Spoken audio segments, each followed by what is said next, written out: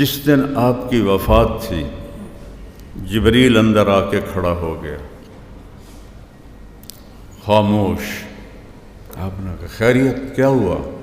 کہ باہر موت کا فرشتہ کھڑا ہے، اندر آنے کی اجازت چاہتا ہے۔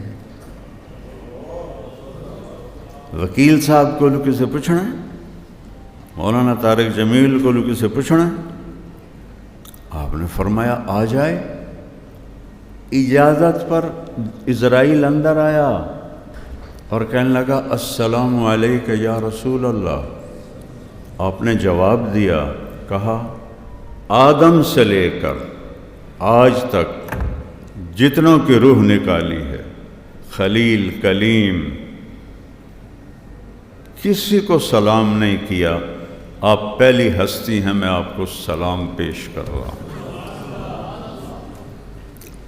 آدم سے لے کر آج تک کسی سے اجازت لے کے اندر داخل نہیں ہوا۔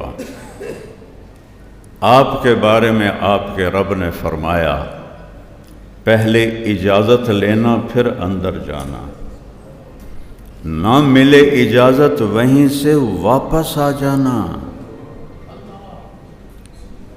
ایسے رسول سے بغاوت کرتے ہیں ہم، ایسے رسول سے سارا پاکستان کہتا ہے جھوٹ کے بغیر کام نہیں چلتا، اور میرا نبی فرماتا ہے الصدق ینجی والکذب یہلک، جھوٹ ہلاک کر دیتا ہے، سچ نجات دیتا ہے۔ جہاں موت بھی ہاتھ باندھ کے کھڑی ہو، اور آپ پہلی بات اجازت لے کر جانا، نہ ملے تو واپس۔ دوسری بات السلام علیک۔ تیسری بات آنا چاہیں تو لے آنا، رہنا چاہیں تو چھوڑ کے واپس آ جائے، اور کہہ دینا عش ما شئت، یا رسول اللہ جتنی زندگی چاہتے ہیں آپ کو مبارک ہے۔ پڑھا کرو، تھوڑے دیر فائلیں رکھ دیا کرو اور اپنے نبی کی زندگی کو پڑھا کرو کہ میرا، ابھی جو تھے نا جنہوں نے نعت پڑھی، میرا پیغمبر عجیب تر ہے، یہ مظفر وارثی کی ہے، کیا خوبصورت جملہ ہے، میرا پیغمبر عجیب تر ہے۔ اللہ کے بعد کوئی ہے تو وہ اللہ کا حبیب ہے، اللہ کے بعد کسی کا مقام ہے تو وہ اللہ کے حبیب کا ہے۔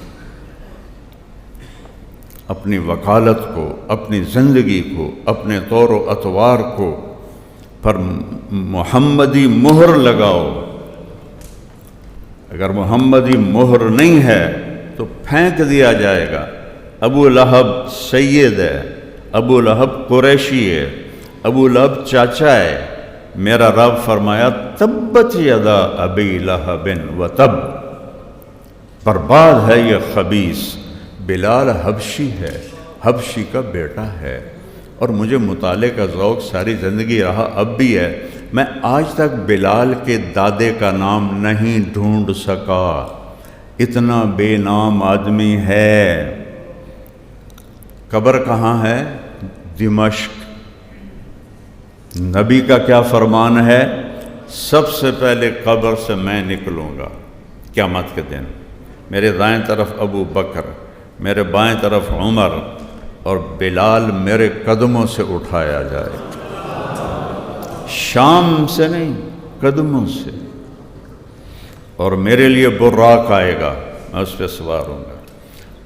بلال کے لیے سرخ اونٹنی آئے گی، وہ اس پہ سوار ہو کر میرے آگے ایز اے ڈرائیور چلے گا، اور جب میدان محشر میں دنیا اکٹھی ہوگی تو اللہ خود، اللہ خود، اللہ خود بلال سے کہے گا اونٹنی پہ کھڑے ہو اور اذان دے۔ بلال اذان دیں گے، سارا محشر سنے گا۔ ایک اور واقعہ سناتا ہوں۔ آپ کا جسد مبارک پڑا ہے، 11 بجے کے قریب انتقال ہوا، راؤنڈ اباؤٹ ظہر کی اذان دینے کے لیے چڑھے۔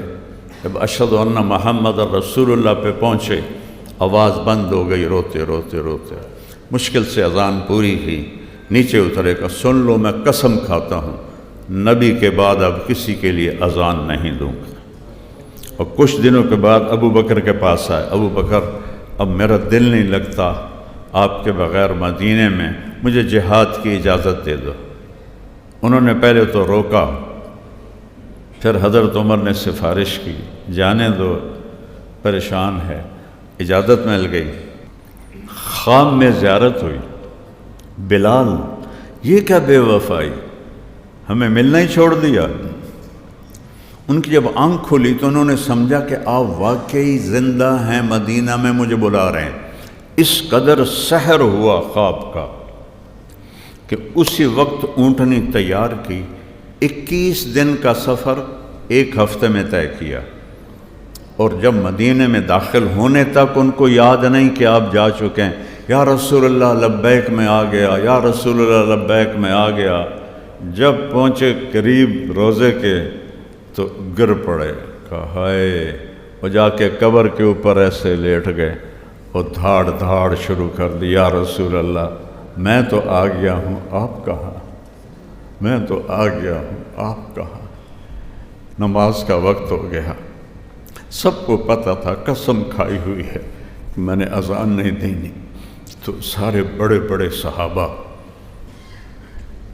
میرے نبی کی آنکھوں کی ٹھنڈک، میرے نبی کی آنکھوں کے تارے، میرے نبی کے راج دلارے، جنت کے سردار حسن حسین کے پاس گئے کہ بھتیجو آج آپ بلال سے کہو کہ اذان دے دے، ورنہ وہ کبھی نہیں دیں گے۔ ایک 10 سال کے، ایک 9 سال کے، 2-3 سال گزر گئے تھے، تو یہ دونوں بھائی آئے، چچا ایک درخواست،